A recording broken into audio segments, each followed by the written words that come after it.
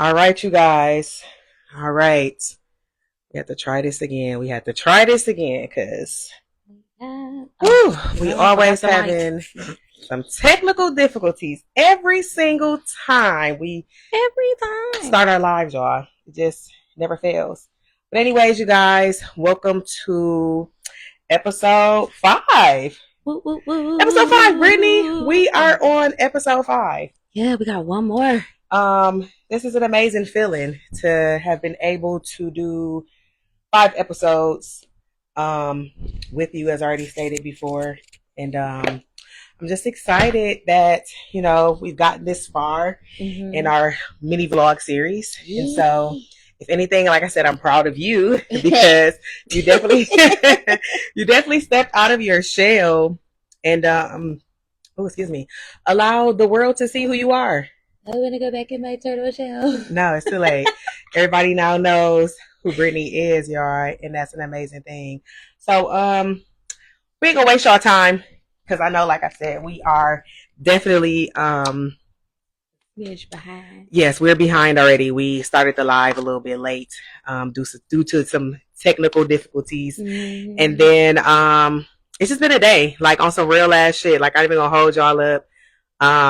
I know I can speak for myself, and she can speak for herself. But today has just been today to the point where I was like, I even told Brittany, like, I kind of feel like I want to cancel tonight.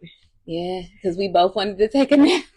I've definitely wanted to take a nap, and I've just been like mentally and physically tired. It's been like a lot going on personally, so I was just like, I'm like, I kind of want to just say, oh, sorry, you guys, we'll do this another night. But then I was like, no, because we've been on schedule. Yeah, we've been on schedule. And not just that, the way I feel about it is, it's like, we've put so much time and effort into planning all of this, the days and everything like that. So I'm like, one thing about me, I like consistency. So I was like, if I'm not over here dying, bleeding, or about to go to jail, then we can get her done. We can get this knocked out, okay? And I'm like, and we don't even gotta be on here for a whole hour. We can make this a quick episode if we want to. We have the power to control how long this goes, okay? So first thing I want to point out, because I know somebody probably gonna say this when they start watching all of the videos, because shout out to the people who don't catch the live, but y'all actually go to our YouTube channels and watch the videos. We appreciate that. Thank you, guys. Yes, thank you. You're so dope. And I want to say thank you to the people who keep commenting and saying like, oh, we hope y'all do this again. We hope this ain't it. Because I know we told y'all on the last episode, like, we were going to be doing 2 more episodes and then that was it. But for now, okay, just for now, we have tonight's episode and then our final wrap up next month, okay? We will see how the energy feels next year for us, okay? Because like I said, life is ever changing, and I'm the type of person where I don't make commitments to things that I can't keep. Yes, that I know I can't keep. So I don't want to tell anybody like, oh yeah, we'll be back in the spring, catch us, you know what I'm saying? We don't know. No, we're not sure of anything, okay? So we just want to say thank you for the support we received so far. And because y'all have supported us though this far, it does make us want to come back next year. Don't get us wrong. It does. But again, like I said, we just have to see how life is life and for both of us. Exactly. Like, you just don't know. One day you're here, next day you be gone. I pray that's not our situation. Right. Well, I wasn't thinking more so of that. That is my son's senior year next year, so there's gonna be a lot going on. So yeah, that's my focus. Just a busy year next year altogether. So I just feel like we don't want to make no promises. But again, like I said, thank you to everybody that subscribed to our YouTube channels, people who reposted anything that we've posted on our pages and stuff like that, just in regards to our live vlog series. We really appreciate y'all. So another thing I was gonna say, because I think I kind of like lost my train of thought. What I was gonna say was about our shirts. So on our first episode, we wore these pink shirts. And they had nothing. And they didn't have anything on it because I was having technical difficulties with my Cricut machine, so I could not, cut out our little logo that we created or whatever. So anyways, it's Breast Cancer Awareness Month. So had to circle back. So I said, you know what, best friend? I was like, why would I go and make new t-shirts for us when we already have pink t-shirts and all we need to do is add our logo? Exactly. So, boop, A&B Conversations, we running it back. The proper way. Happy Breast Cancer Awareness, but okay. All right. So yes, and to all the breast cancer survivors, shout out to you guys. Amen. That you made it through. You know, to the people who have lost loved ones due to breast cancer. As always, you're in our prayers, and we're sorry for your loss, because that is a very sensitive topic. And to the ladies, make sure you're getting your titties examined this month. I know McLaren had like a free mammogram thing today, actually. Okay. I know they did. So if you went to that, good job. And not just like this month, but every month. You should always be checking your titties, okay? Make sure they're doing what they're supposed to do. I can't talk because I don't do the self-check. I got anxiety. I have to go get it checked, so I can't do it myself. I be getting out the shower and all of that. Yeah, I will freak out. I swear I'm probably like a hypochondriac. I can't. So I go to the doctor and get it done, because if I do it, I'm like, oh, yeah. And they be like, girl, that was a damn M&M. Stop playing. You're fine. About the place. She said an M&M. Lord. Not an M&M. No, because one time I thought my nipple fell off, but it was some paper in my shirt. You need a timeout. Yeah, at the time I was under influence. Don't judge me, but I really was freaking out for like 2 seconds. I was like, oh, it was like a gum wrapper, but things get lost. Nothing here nor there. Let's move on. She need help. Not she thought her nipple fell off. We always have some of the most interesting stories every time we come on our live, y'all. Every time. Like, every time. Serious. From being bit on her date. Her talking about she thought her nipple was fell off. I'm about to deal with her. I don't have any stories like that for y'all. I have it's not even necessarily a scary story, but it was just like a story where it was like I just knew like I had to take, you know, my breast examination serious. So like my mom had a situation where she had something going on with her breast or whatever, to where they had to remove the stuff from her breast. I don't want to like speak all the way on her situation because it ain't my business to tell. But basically, she had stuff removed from both of her breasts, and because of them finding something in her breast tissues, they told me like, you know, you need to go get your breast exam. You need to go get a mammogram. Normally, they don't push that on to women till your 40s or you're 40 and up. And I'm 36, and I was told this when I was 35 that I needed to get this done. So I had got my first mammogram done around my birthday of this year, and they were like, okay, because it was my first one, and they didn't really know what, you know, was going on in my breast. They were like, you're going to have to come back in a couple months for us just to like do another, you know, second set of the mammogram and just see like, you know, if it's, you know, showing us the same thing. So of course, during that time, I was a little nervous because I was like, you know, if this is something that does run in my family, my mom obviously had something going on with her breast. I'm like, I just pray to God there's nothing going on with mine. And by the grace of God, when I got my second mammogram done back in August, that's when they told me like everything is good, you're fine. So like I said, make sure y'all are getting your breast examined because it's really important. It is. I was younger when I had a scare. I was like 12 or 13 when I had a scare, and it wasn't nothing but like a cyst or whatever, but it was really scary at 12 or 13. I remember my uncle had to carry me in there because I was acting a plum fool and I did not want to go in there. So they had to like literally like cut a piece of like my boob open and take a piece of the cyst out. Like it was traumatic for me. So like it took me a minute to even go get my breast looked at after that, because I'm just like at 12 or 13, like that's a traumatic ass experience. So thankfully it was nothing and it went away, but that's something that keeps me like, oh, like I gotta go. Like I will have the doctor do it, because if I do it, I'm gonna freak out like I did, because it's like a traumatic event for me. So that's why I personally don't do it myself. I'd rather my doctor do it, because I don't want to, because I'm gonna freak out. Any little thing, I swear it's the big one. I'm coming Elizabeth. Like I I'm coming I can't separate the reference because oh my god. I don't know about but like Ashley said, please get your tetanus checked. It is very, very important. It's better to get it caught early than to wait. And then now you got an option. So right. And that's the worst thing ever. I feel like knowing that you could have prevented something from happening. And it's like, just take your ass to the doctor. Please. Like, a lot of us have health care through our jobs or through the government. However you have it, you have it. So it's like, be smart, utilize it, and take care of yourself. Like, there is no reason why you should not be getting annual exams. That's what they normally recommend. There's no reason why you should not be going to get your teeth cleaned every 6 months. That's what they recommend. There is Please no do that, hot mouth. There is no reason why you should not be getting your eyes exam once a year. If you have these insurances, get these things checked. Because again, like Brittany just said, it could be prevented as long as you just, catch it at a good time. But like I said, if you keeping up with your appointments, then 9 times out of 10, they'll be able to help you. But if you one of those people and you like, oh, I only go to the doctor when I'm sick. That's stupid. Then be proactive. That's reactive. why you got what's going on with your body right now. Like, and I ain't even trying to be mean, but that's why you got what's going on in your body right now, because you don't take your health serious and you need to. So that part. Any updates that I could think of since the last time we've been on here?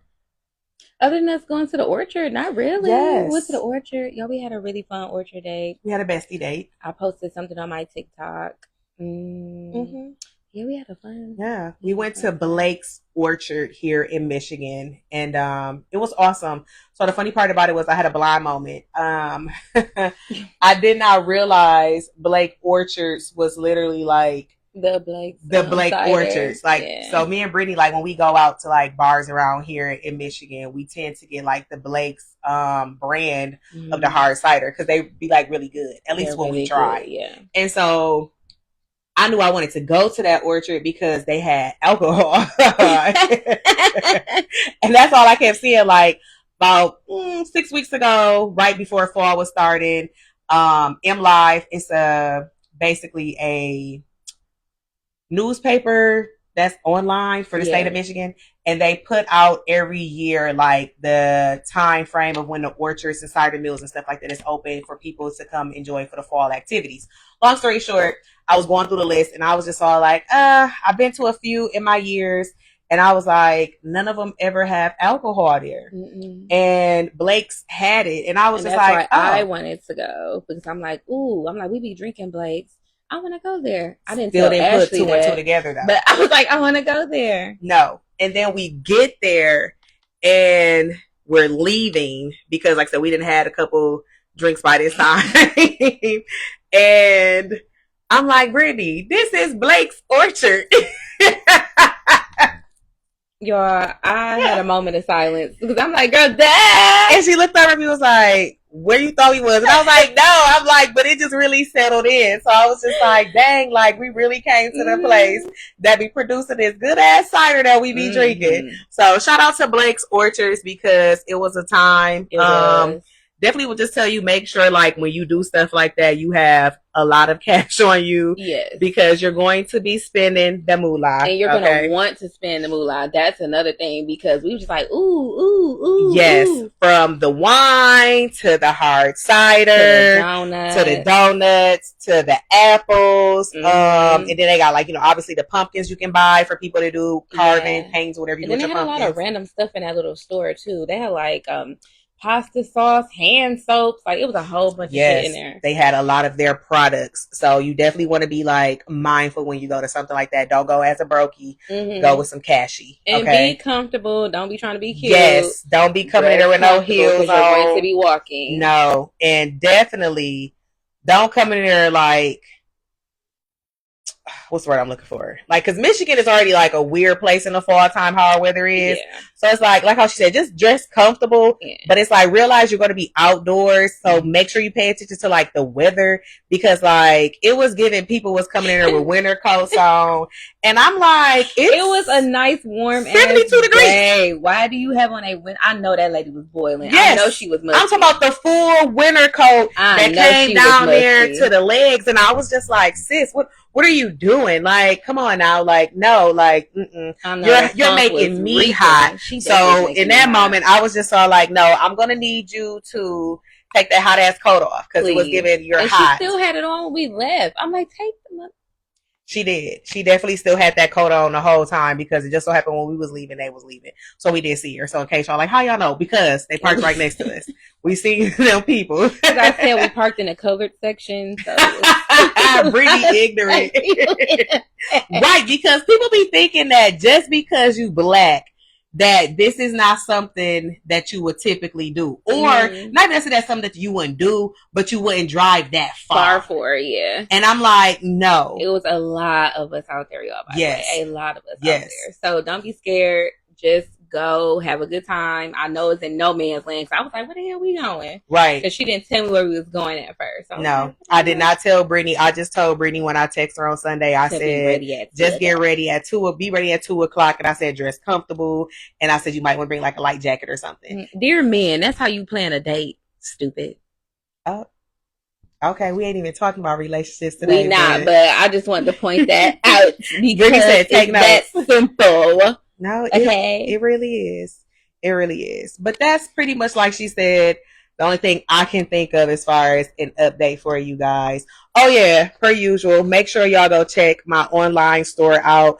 www.psychstabe.com. That's PsychStabe.com. I got some of my fall attire on there, because clearly, like I said, the weather is changing. So you can wear these sweatshirts in the fall or the wintertime. It's the vibe. So, you know what I'm saying? You got a mixture. It just so happened that I just put everything out right now in the fall. So like I said, make sure you support my online store.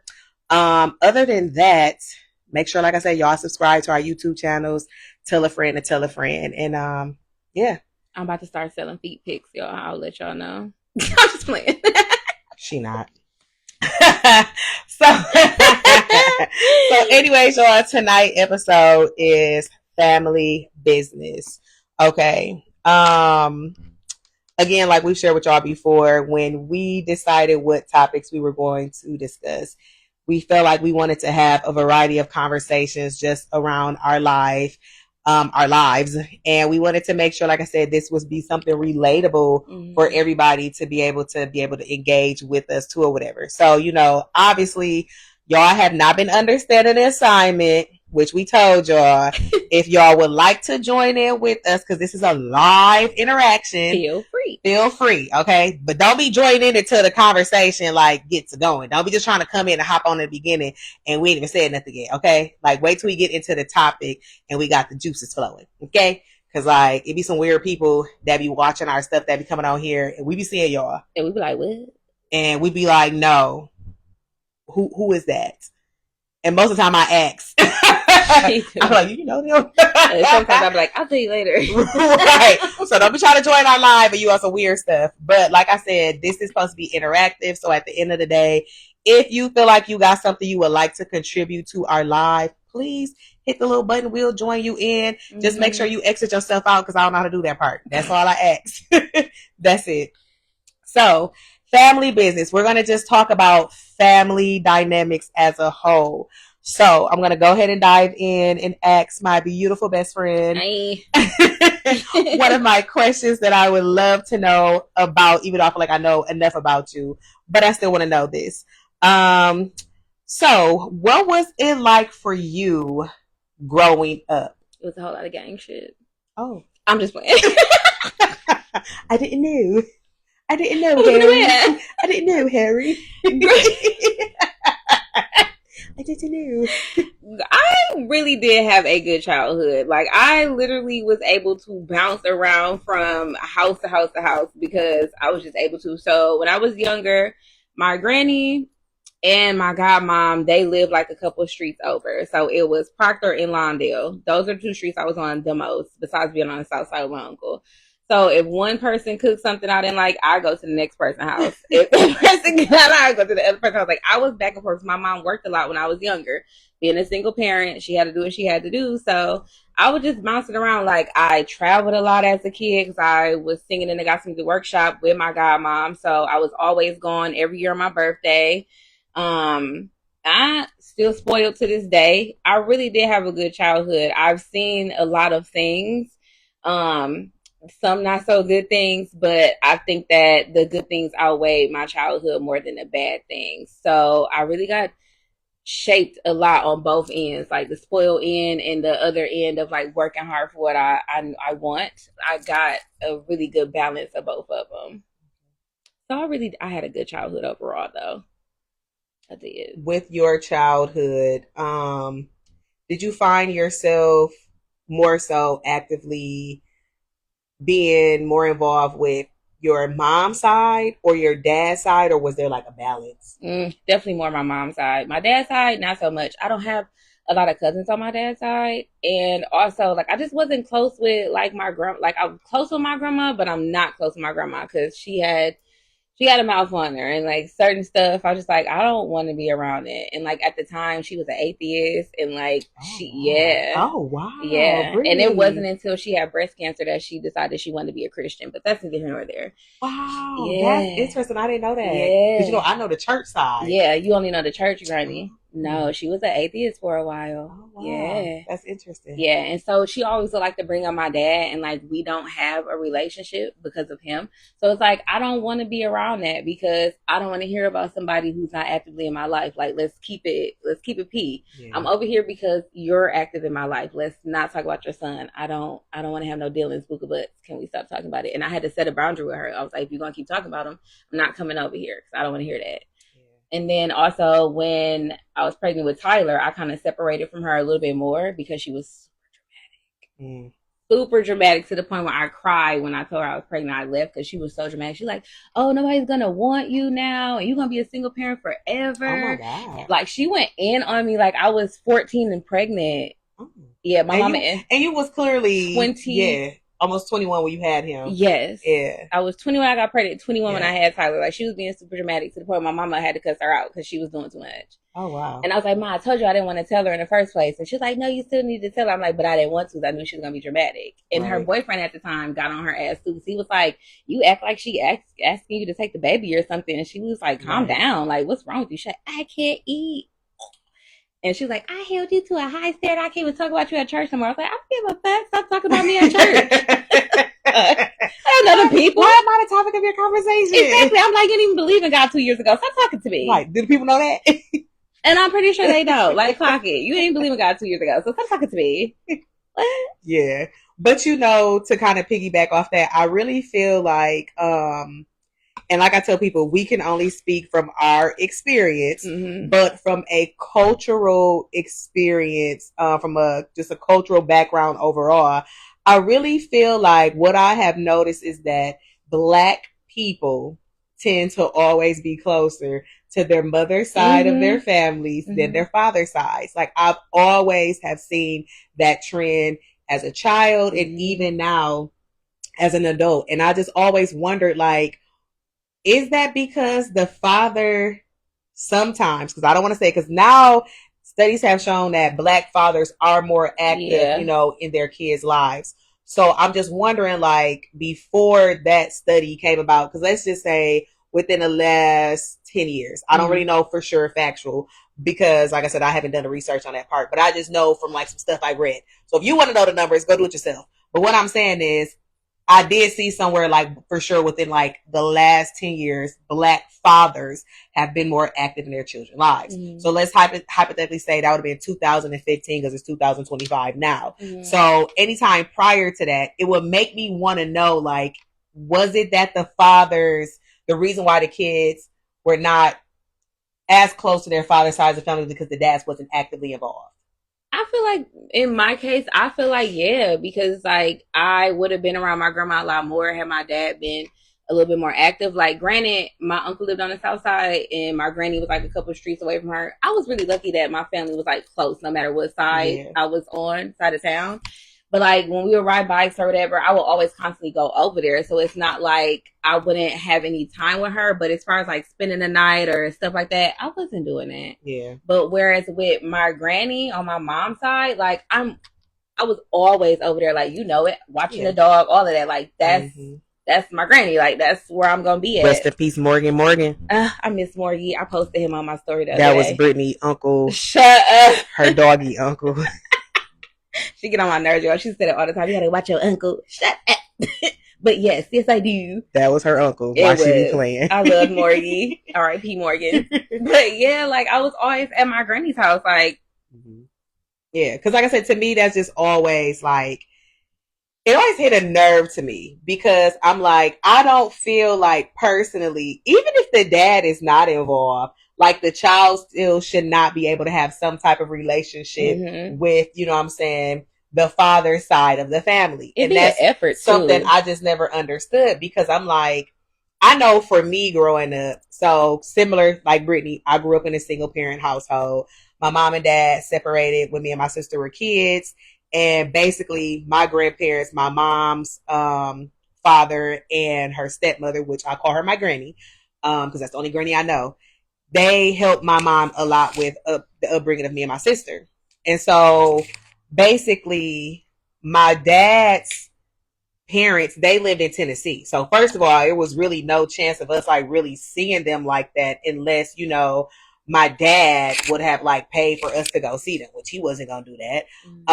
And then, you know, if my mom would have had the funding to be able to like, you know, maybe send us or whatever. But again, she was a single mom raising two kids. So she didn't have the money to do that either. So it's like, we didn't really have a relationship with our grandparents on my dad's side because they lived far. And then too, it was like, you know, they were very old too. Like I remember when I was a kid, like I probably was like in my maybe like, I'd be like, somewhere like in my, I don't know, that's probably like maybe 7 to 10, 7 to 12, somewhere around there. But anyways, at that time, my grandparents would have been like in their 80s, I think, or something like that. So they was like really old. And I just remember like, because they were, you know, older or whatever, like my granddad, I don't really, like, what I can recall, he just really didn't make like a lot of effort. But my grandmother, like I said, this is my dad's side, y'all. My grandmother would be like, you know, calling my mom, you know, like just checking in and stuff like that. My mom always sent them pictures of me and my sister, you know, throughout the years of us growing up. So that was helpful. But at the same time, like you was just saying, it was like, it was always my mom's side of the family that was always like pulling through, like pulling the weight. You know what I'm saying? Like when my grandparents couldn't help out, literally, I remember my great aunt Eddie, rest in peace to her. She always like stepped up and helped her kids, you know, before they had kids, they would help and step up, especially Mimi. Shout out to Mimi, my cousin. And they treated us, like I said, like we were like their little siblings. And then, like I said, my great aunt treated me and Chris like we was her grandkids or whatever. And so like we had a village. Yeah. You know what I'm saying? It was like I said, a village of people on my mom's side that helped contribute in me and my sister's upbringing. Yeah. And so for me, I always admired that because I was just all like, I know how hard my mom worked to make sure me and my sister had everything that she could provide. But I also still love the idea. It was like, you know, we got a chance, like I said, to spend time with our grandparents. Yeah. Like we said before on a previous, you know, episode we went live on, like I share with you guys, I traveled a lot. Every summer, my grandparents was literally loading that van up or that motorhome before they got rid of that. And we was gone. We was traveling because my granddad was not a flyer. So we definitely had that opportunity to see things. And we had a really good upbringing despite growing up in a single parent household. Yeah. Like I said, my dad dealt with a lot of his own personal demons. So at the end of the day, my mom had to do twice the work to make sure her daughters had what they needed. So shout out to Mabel, y'all. Shout out to my mom. You know what I'm saying? Like, shout out to Latasha, period, girl. You know what I'm saying? Like, it takes a lot. I feel like I'm not a parent, but I feel like it just takes a lot from a single parent to do what you can with what you have raising kids. And like I said, my mom did a fantastic job. I look at me and my sister life now, and I'm just like, we're very blessed, and even still to this day, thank you, Lord, I still have my mom at 70 years old. She's 70, and she still does a lot for me and my sister when she can. And then she's also helping my sister with her kids, you know what I'm saying? So it's just like, again, to go back to like I said, that village, and, just having that family support. But the funny part about it is going back to what I just said. It's the mother's side. Because it's the mother's side with me. Because my family has helped me out so much with Tyler from beginning until now. They have helped me out a lot, which they definitely just spoiled the mess out of my son today because he is obsessed with the Kansas City Chiefs. My granny was on freaking QVC, bought this boy a coat and a vest, and he was through the moon. Do y'all hear me? Through the moon. She said he deserved it. Child, that's their fifth child. I keep trying to tell y'all. Wait, sixth child. I'm sorry, they got 5 kids. That's their sixth child, okay? That Tyler is... Listen, if you trying to get in where you fit in, you got to ask Tyler. Because other than that, shoot, at this point, they done discontinued their own kids. Tyler is the person, okay? That's it. Did yours pick up the comments? Because I didn't get to see. I got one comment. It's Vonda's. It say it's the man's responsibility to ensure his kids have a relationship with his family. True, it is. Okay. Because I on my end, being a single mother, I can't do that. His dad should have done all of that. And that even goes to like his siblings, because Tyler actually has siblings. He's the only child on my end, but he has siblings on his dad end, and he's only seen his brother and, well, one of his brothers and one of his sisters once, and that's when they were younger, before he had the other children. And my baby is still in the middle of all his fucking, I think he got 5 kids in total now. Maybe I don't know what that man is doing. I have no idea. But when I last checked, he had 5 children. Okay, damn babies. I know why he got them, but that's neither here nor there. I'm so shady. Stop having all those kids, and you're not taking care of them. Anyway, that bird.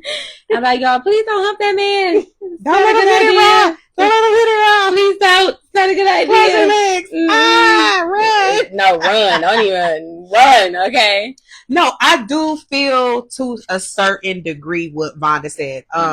Thank you, Vonda, for that comment, because I do feel like the father should be, like you said, putting your kids in that position to like, okay, this is your family, da da da da da. Yeah, but it's also their effort too. Right. But however, if you had a father like mine, you can't expect that from somebody like that. Yeah. And like I've shared with y'all before, the stuff that my dad was going through when me and my sister, were children. So if anything, I feel like in that moment, my mom should have let her guard down, and she should have been the person to say, hey, do y'all mind if the kids come over? You know what I'm saying? So that way we could have gotten the chance to know our relatives on my father's side, because we do have quite a few cousins that live here. You know what I'm saying? Like, and the funny thing about it is, me and Crystal are obviously the youngest of my dad's kids. Like, our cousins on our dad's side are old enough to be our parents. That's how deep that shit is. Like, cause like I told y'all, if my dad was still alive today, y'all, my daddy would have been 90. So keep that in mind. So again, the thing is, my mom had a relationship with some of his family members. And me and my mom already had this conversation. So it's not like I'm putting something out there that, has never been discussed. So like I even asked that question to my mom before, and I was like, well, why didn't you, like, just let us go with them and stuff like that? And one of her things was, she kind of said something like what Vonda said. She's like, well, that was y'all dad's responsibility.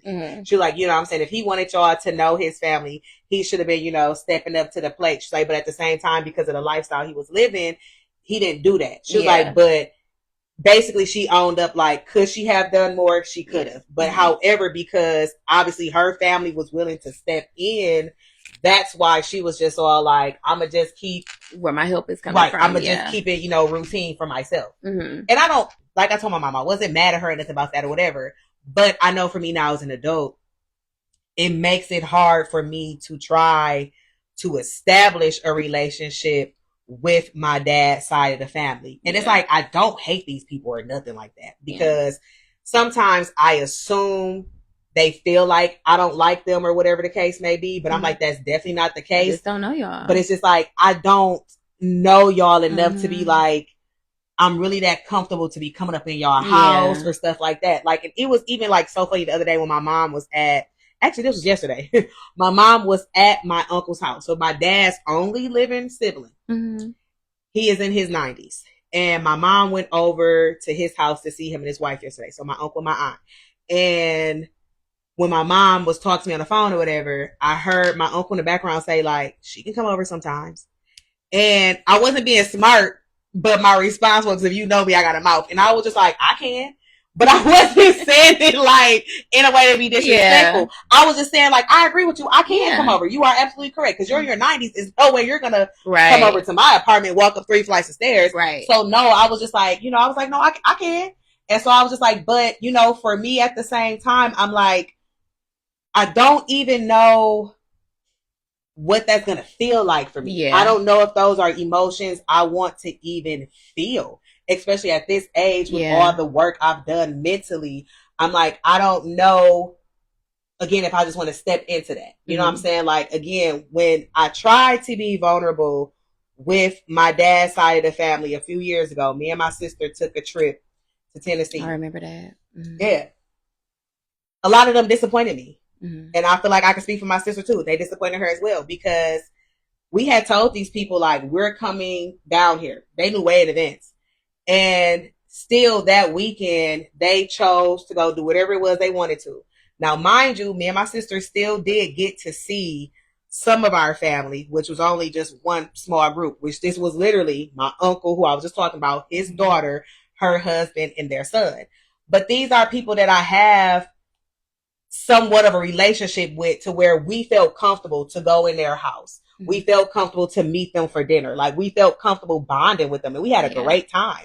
But it was like the other people, we didn't know y'all like that. So we were hoping to come down there to get to know y'all. And then it was like, we get there and then we didn't get to see y'all. And then I remember one of my cousins, like, so these people are older than me. One of my cousins was like, afterwards when we left, she had inboxed me like, well, you should have reminded us or whatever that you was coming. And I'm like, first of all, I don't even have your personal information. I've been talking to y'all on Facebook. You be on Facebook every day. Yeah, I yell because that shit pissed me off. As it should have. You be on Facebook every day with your old ass, because now I'm pissed rethinking about that shit. You clearly knew we was coming. So for you to sit there and try to make it seem like, oh, like, we didn't know, da da da. Yes, you did. I had kept constantly updating my stuff saying like, we come in, we'll be down there in a week, can't wait, da da da da. But then y'all left. So that means to me, like I told my sister when we was ready to go and stuff like that, I said, that just means they really didn't want to see us. Yeah. So in that moment, yes, I'm going to be guarded. I'm not going to want to ever make time to see you again. And that ain't going to bother me. And that's valid though. For the rest of my life. Yeah, you know what I'm saying? Valid. Like, I'm not going to lose no sleep if I don't get to have a relationship with you. I'm not. But like I said, for the other people on my dad's side, you know what I'm saying, that's locally, that's here, I don't feel that way about them, because I have had the opportunity to engage with them, whether it was going to like they children's baby showers, my little cousins, having kids, or, you know what I'm saying, open houses or whatever the case may have been, or like I said, whatever. Like, we were invited, we went. But it's just like, again, at this grown age of 36, I'm not about to be like going extra hard to try to have something with you now. Yeah. I'm just not. Yeah. So, yeah, that was like my experience. I know I kind of went all over the place. But like I said, just growing up, though, again, my mom's side was like that side. Do I wish things could have been different? Of course. But, that's not how the card was. I feel like I have maybe, 5 or 6 cousins on my dad's side. Okay. Maybe 7-ish. I don't know. Maybe it could be less than that. And so there's Ari, her brother. And, that's crazy because I don't even know all their names. But I can tell you every cousin that I have on my mom's side, and there is a billion of us. Okay, I can tell you every last one of us. But I can't even name the 5 or 6 on my dad's side. Yeah. I only know one, which is Ari. And the only reason why I know of Ari is because when we were younger, I got to see Ari a lot. I had to comb Ari's hair because my aunt didn't know how to do her hair. It was funny. I had to do it. But I just, I don't know. Like, I just don't feel like the love from my dad's side. Like, it's very judgy on that side a little bit to me, because they will always ask me, well, how come you didn't reach out to your dad? Why would I do that? Aren't I the child? Why would I reach out to my? Are y'all crazy? Y'all talking to the wrong one. Whatever, crack your smoke and get off of it. Because I'm not doing that. That crack pipe. But the only person I really was close with was my uncle. And my uncle was the one who had, like, you know, he had a drug problem and all that other stuff. I mean, people who know my uncle know he had a drug problem. It's no secret. But like, we were really close. I'm like, because he understood me more than anybody else. Like, his feet, he touched grass basically. Like, they were up here and he was like touching grass. Like, it was a lot of stuff. And I'm just like, I don't understand why they're trying to force me to talk to your brother when your brother don't even care. And he was like, my brother don't even care about me. He was like, so I understand, because we're on the same side. Like, that man only cares about himself. I'm not gonna sugarcoat it. My dad only cares about himself. So I used to hate when my granny be like, oh, y'all got an attitude just like each other. I was like, no, we don't. I'm never going to be like that, man. I care about other people. I don't shut myself off from my responsibilities. Like, I'm just not that type of person. Like, I'm not going to do that.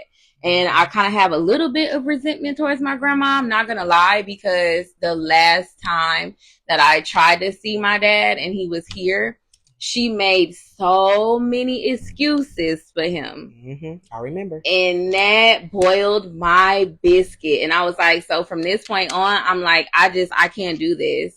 And so, earlier this year? Yeah, I talked to my dad earlier this year.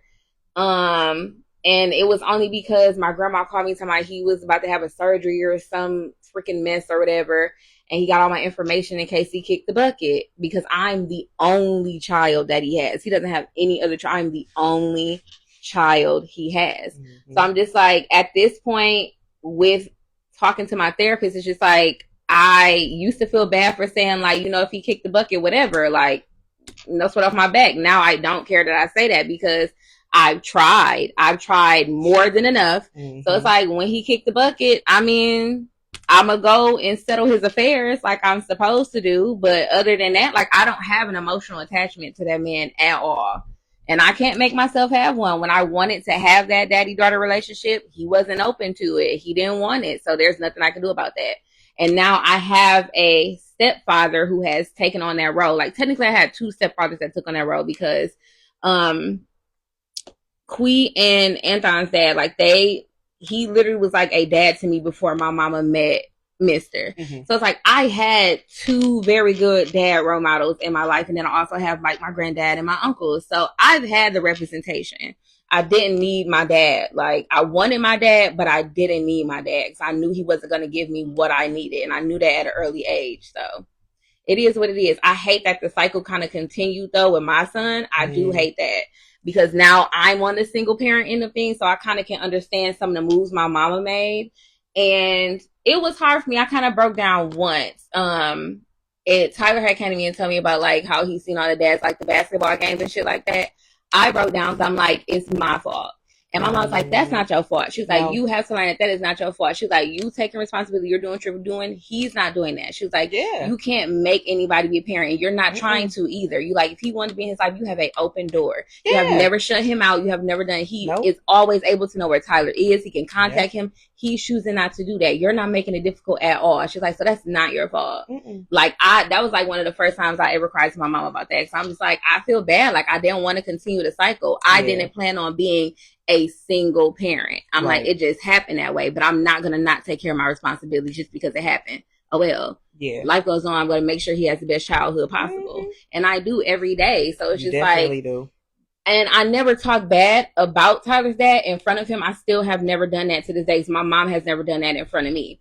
So I make sure I keep that boundary up. If I have something to say about him, like, I'll, call Ashley or whatever the case may be. But I never say that in front of my son, because I want him to make his own conclusion like I did with my dad. Yeah. He's figuring it out. So he has never, we've had conversations about it, but he's never been like, oh, I just want to see my dad. He don't care. He has my granddad and he has Mister. So it's like, whatever. He do or he do. He don't, he don't. Yeah. He don't care. And he not wrong for that. Because like I said, I just feel like, it is the father's responsibility, especially when the mom is not putting up no type of wall for you to like have a relationship with your child is no reason why you shouldn't be in your child's life. Exactly. You know what I'm saying? Like, I don't think no person plans to be a single parent. Like, no. I don't think nobody just sit here and be like, you know what?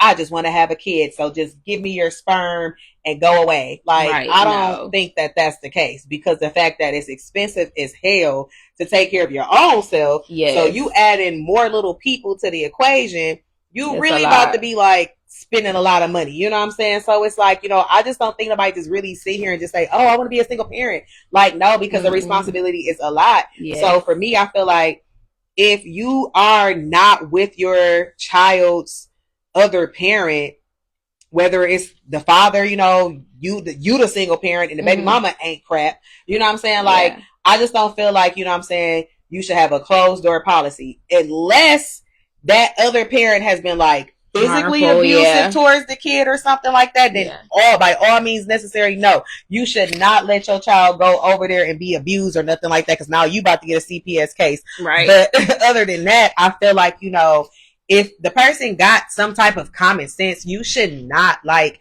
keep that child away from the other parent, because every child needs both parents. They do. Like, yes, women can raise men, but men still need their fathers, and vice versa. A man can raise a woman, but a woman is still going to need her mother. Yep. So there's no reason why people should be that ignorant and be like, like, I'm not about to let you have a relationship with them because we didn't work out. Like, I hate stuff like that. And the child suffers, and it's like nobody is thinking about the child. No, not at all. The child suffers, and I think that's one thing that made me parent the way I do. I never would shut his dad out completely. It's like, but my whole thing is, don't be in and out. Yeah, don't do that. Don't be in and out. And that's one thing that I've told him, like, over the years, because he talked to him like maybe 3 times over the span of his life. Yeah.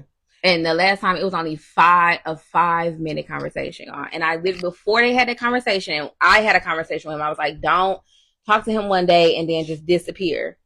And he did it again. So I'm just like, at this point, I don't want you to talk to my child, because now you're disrupting all the progress that me and my family and friends have made with my son. And I don't appreciate that. Now he's old enough to where it could go either way. Yep. I don't want you ruining my child. So now I am going to like be more of a like, what do you want to talk to him for? Yeah. Because I don't want you fucking up his progress, like, at all. Like, I have to be more aware of that now. When he was younger, it's like, okay, like, just don't say it would be, oh, I'm coming to get him, and then he never show up. And it got to the point where I stopped telling Tyler, like, oh, your dad's coming to get you. I just didn't tell him no more, because the mother ended up not showing up. So I'm just like, I'm not going to tell him any of this stuff, because it's breaking my own child's heart. Like, I can't keep doing that. I'm not. So in those times, I would just end up taking him somewhere, and he wouldn't even know, none the wiser that his dad was supposed to come get him.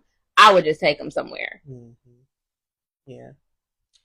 I see we got some more comments. I see Vonda said something else. Like, I can't see Jack. It keep freezing. I can't see. I keep freezing ever since the little stupid update. Mine won't even. Okay, y'all bear with me. So, right, because since the update. So then I can just thought about it.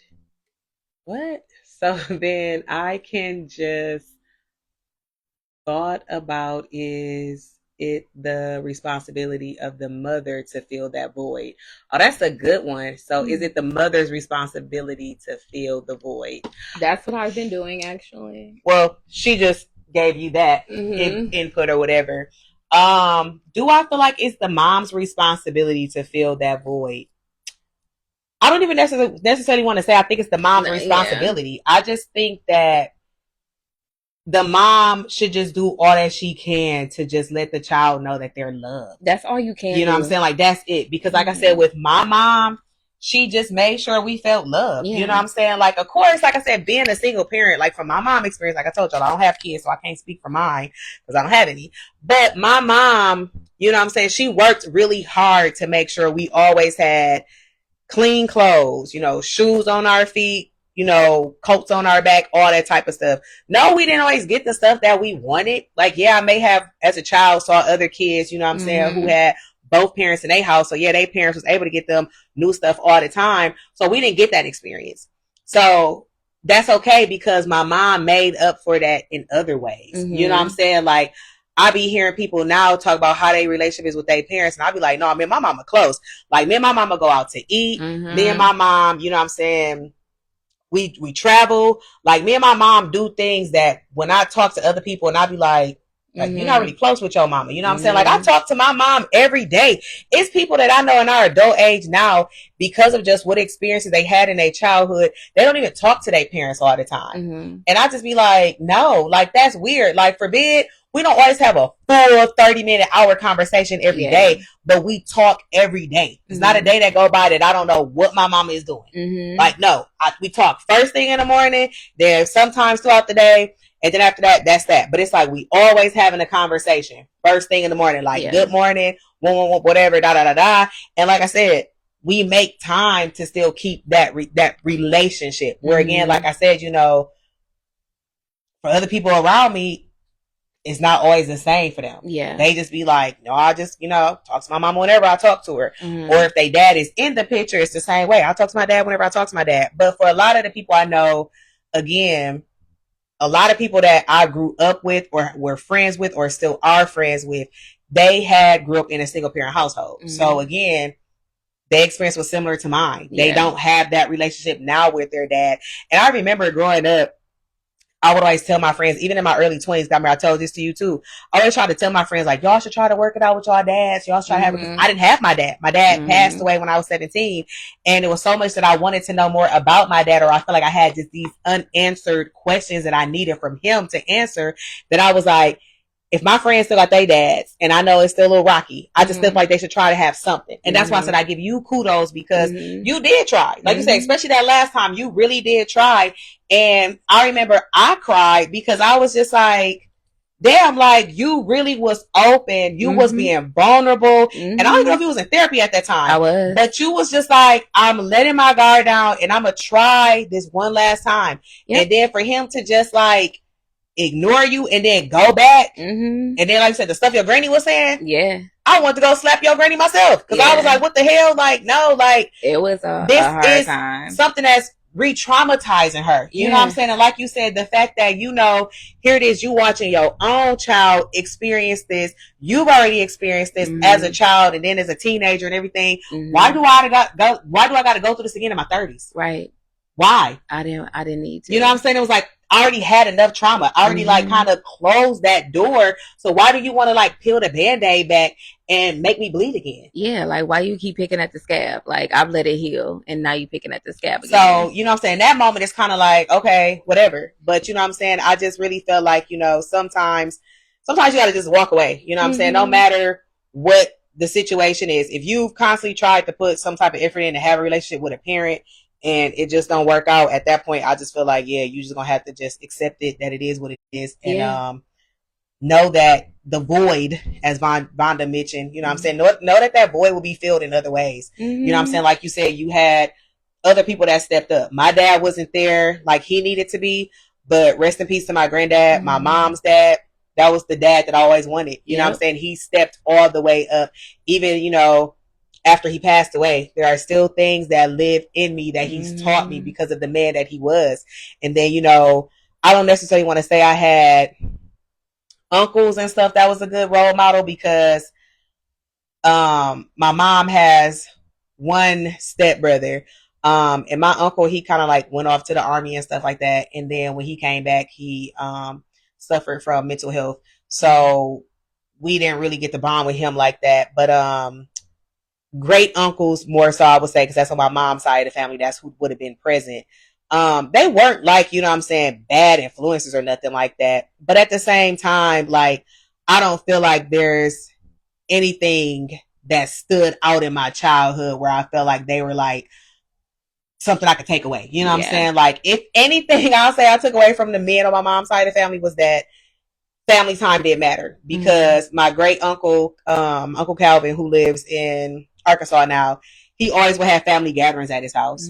So that's something I couldn't say. Like, my family was always like we were very close. Like growing up, we was always at somebody's house having barbecue. Yeah. You know what I'm saying? Eating good, you know, playing cards with old people playing cards, dominoes and stuff like that. Of course, they was drinking, they was smoking, they was being grown, you know what I'm saying? But they kept that family dynamic going, and this would be mainly at a lot of the men's houses for our families. So I guess I could say like that's something I took away, like, you know, the family functions to keep stuff like that going. But for the most part, the male role model that I needed and the guidance that I got from a male was from my granddad. So, you know, that really was important. Okay, y'all gotta bear me again. I don't play about my daughter. I'm gonna be in her life by any means necessary. That's what's up.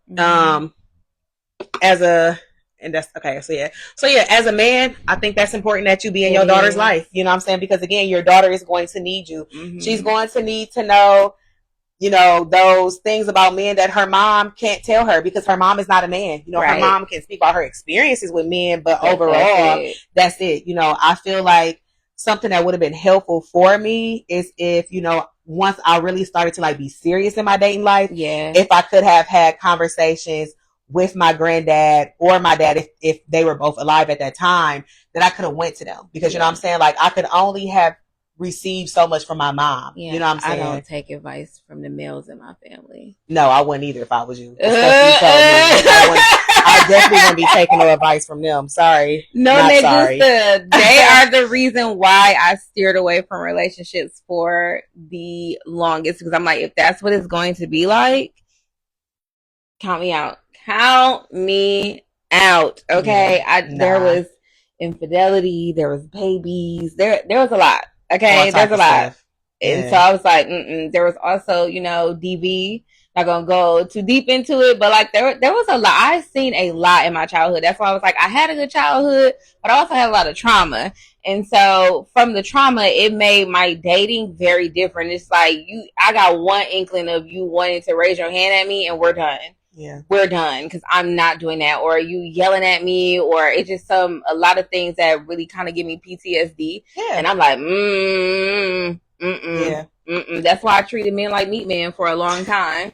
I did. Every time you say that, it's so funny. Because meat men, yes, you were just a Kogel truck to me, because I've seen too much. I seen too much, and it's like I didn't have that good role model of a good relationship. Like it was just bull crap. And I'm like, well, where's the good part? Like, where's the good stuff? And I think that's what made me start reading romance novels. I can see that. I needed to see some good stuff. The good side. Yeah. The good side of love. I did. And I think that's what my obsession with romance novels are now, because I didn't see the good stuff. Right. So I started reading it. And I feel like personally, like I always tell people, the only healthy relationship that I can recall growing up was the relationship my grandparents had, my granny and my grandpa. Like that's it. You know what I'm saying? They never argued in front of us. They never cursed in front of us. Like a lot of stuff we just didn't know. To me, they was perfect. Yeah. And I know ain't nobody perfect. Right. But they kept y'all out of it like they were perfect. Yeah. And I feel like my granddad always showed me what type of man I should date, which is wild, because me and my therapist had a aha moment not too long ago, and we were talking about the men that I have selected as far as dating wise, and the men I have dated in my past have been more like my father than my granddad. And I'm just like, girl, what's wrong with you? Like you clearly know how your granddad was, and you know how your daddy was, and you dating opposite, but you still date men that was more like your dad than your granddad. So for me, I think now I have finally grasped that. And that's why I'm okay right now, as I said before, with being single, because I don't want to date no more men like my daddy. Yeah. I don't. I'm done with that stage in my life. So for the men out there that's like Benny Lee, wherever you at, I'm right here waiting, baby. Right here, baby. I need a Benny Lee, baby. Not a James Leon. No. No. When the government's all out there. All the way. You're dead. You don't know them. She in timeout, okay? A little bit of a timeout. He said, it's engraved in us to crave the familiar. You want to elaborate a little bit more on that? Just a teeny. Just a little bit. But okay, one more little thing I want to talk about before me and Brittany let y'all go, because like I said, we did start a little late today, but we don't want to go over either just because we started late. Yeah.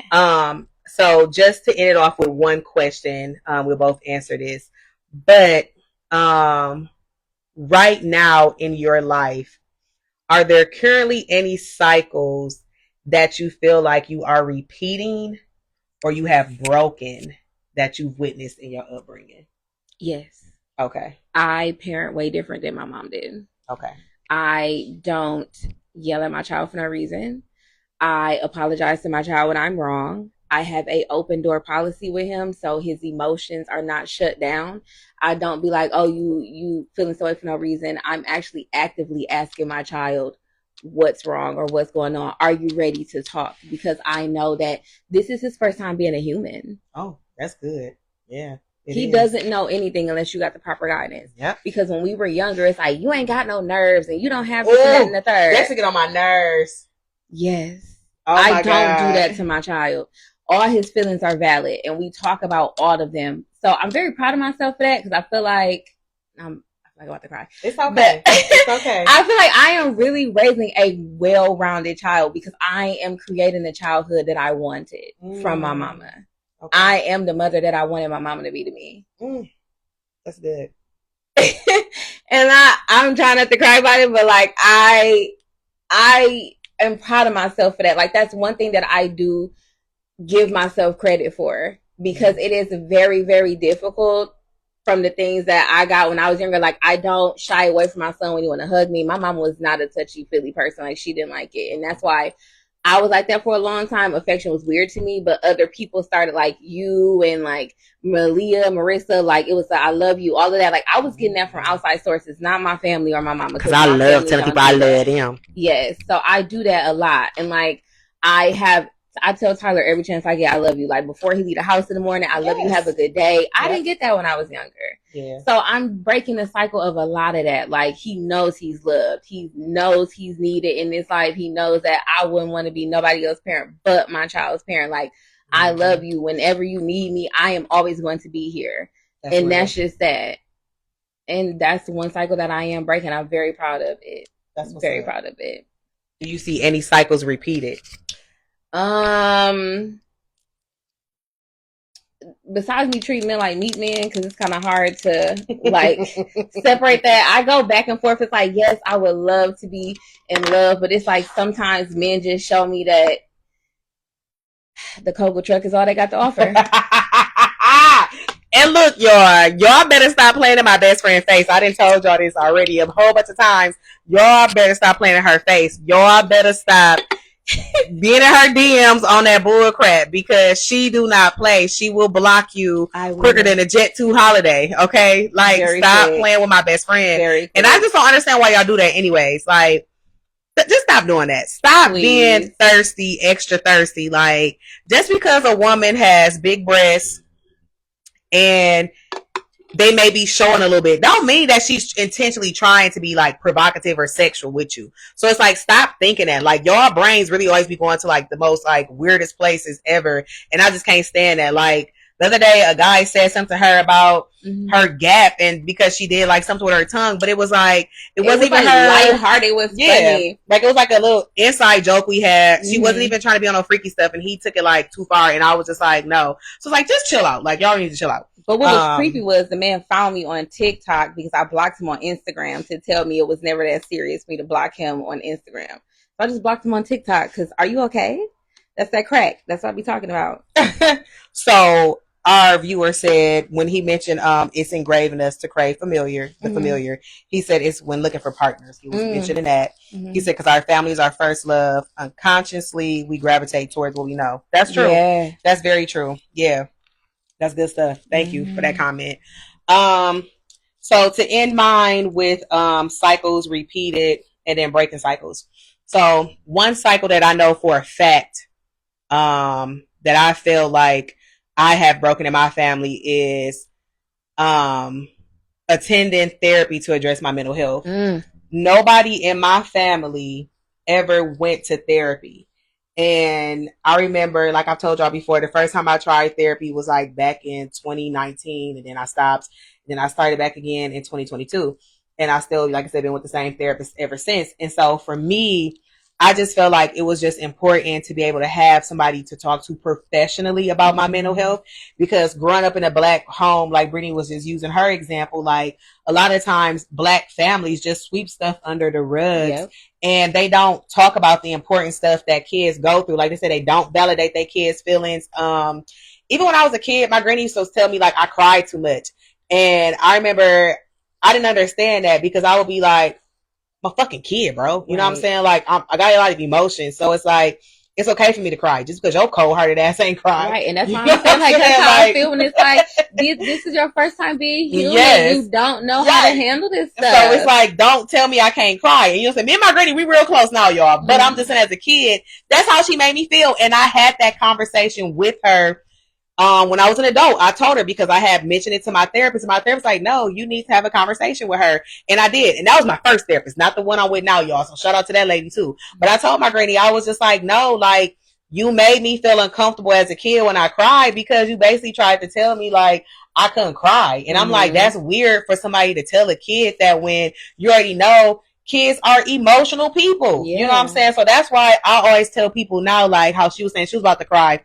Cry. Like God did not just create us to have tear ducts, not to use them. Like if you need to cry, let that shit out. I always feel like letting tears out and crying is just a way to cleanse yourself. So it's like let it out. You know what I'm saying? No matter how many times you got to cry about the same stuff, just let it out. You know what I'm saying? Like you know I'm a thug. I hate crying. Yeah, but I make a joke first. Don't let nobody tell you can't cry. So that was a cycle I definitely broke. And then shout out to my family because eventually they all at some point did start to get a therapist. Unfortunately, they got one because of the circumstance that happened. Of my brother-in-law passing unexpectedly, but however, they still went and got help. So it was like, I was grateful for that because I know even right now, my sister, she's still in therapy. So shout out to my sister for still being in therapy because like I said, therapy really does help when you go into these sessions and you be vulnerable and you tell the truth and you being honest with yourself and your therapist. So that definitely was a cycle I broke. As far as a cycle that I feel like I still may be repeating right now, honestly, I would say just how I tend to cope with certain things when I'm going through stuff. And what I mean by that is like when I'm dealing with a certain situation, for instance, how I deal with people, let me say it like that. I know this is about my mom. It's like she'll be one of those people where like if I say I need something done right now, I need it done right now. Like I need you to be attentive to me right now. And that's a cycle that I'm still trying to break because I've adapted that. Yeah. And it took a while for me to realize that. Like I get very upset, I get very irritated, and then I try to change the emotion to just disappointment. Yeah. Because I'm like, people are human, so they're going to do whatever it is that they're going to do. So I have to stop putting people on that pedestal and giving them that much room to do stuff to where I get so upset about it. You know what I'm saying? So I'm like, for me, I think that's one of the cycles that I'm still trying to learn how to break is to not have such high expectations from people. Yeah. Like, and stop wanting people to do stuff the way I feel like they should. I feel like that's something my mom is still unconsciously aware about sometimes. But for me, because now I've noticed it, I try to work through it. Because I know, man, you had a conversation like this similar earlier. And I was just like, I'm no longer saying like I was upset and stuff like that. Because I'm not upset with this specific person. Yeah. I was just disappointed. Yeah. But at the same time, I can't make somebody do something that they don't want to do. So that's a cycle that I'm still working on. But it's not bad. But it's just, like I said, it's a control thing. Yeah. And I know, again, a lot growing up with a single mom, you will have that control issue because it's like I want it done now because I'm used to seeing my mama get this done. Yes. So it's very ingrained in me as well. Yes. Yeah, it's ingrained in me as well. Yes. Control. I see my mama getting it done. She handles things. So now it's like I want this done right now. I need to get it done right now. And I have that same issue sometimes too. And I feel like another thing that while you were talking, I remember like another thing that a cycle that I'm still continuing is I kind of don't like to show my emotions. Yeah. I still don't like to You show my don't. emotions. I hate it with a passion. I tell my therapist all the time that I don't like that I have emotions. And she was like, well, you know, anger is an emotion. I was like, yeah, I don't like I have that one either. Yeah, it is. I don't. I don't like that people can make me feel anger, or I let people put me in a position to be angry. I don't like that. I don't like people having like a string attached to whatever emotion. I don't like it. I hate it. Yeah.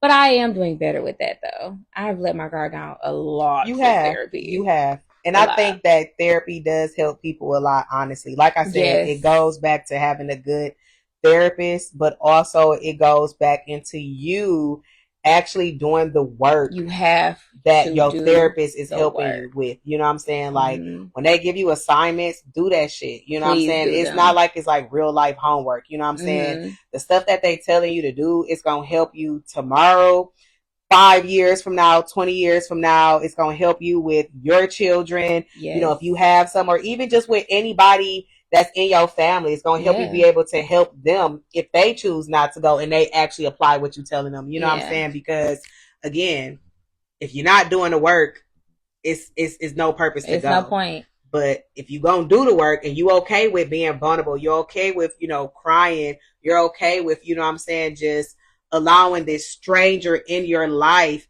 give you some type of guidance and tips, hey, then you about to be set up for even more success in your life. So as a parent, if you are a parent, I do want to encourage you to go to therapy because it is going to help you be a better parent.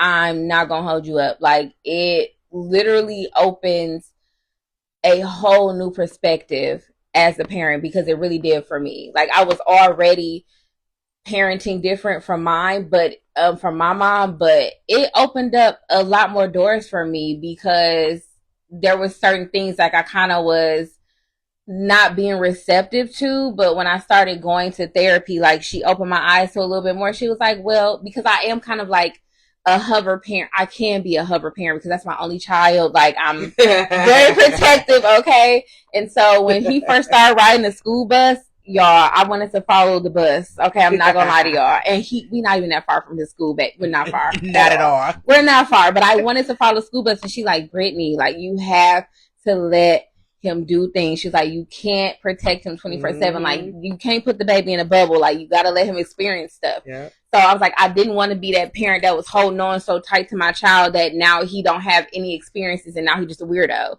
So, like, that kind of helped me a lot. Like, it helped me not hold on so tight, but I'm still holding on, but not as tight. Like, he can do stuff, but I don't have to follow the damn buck.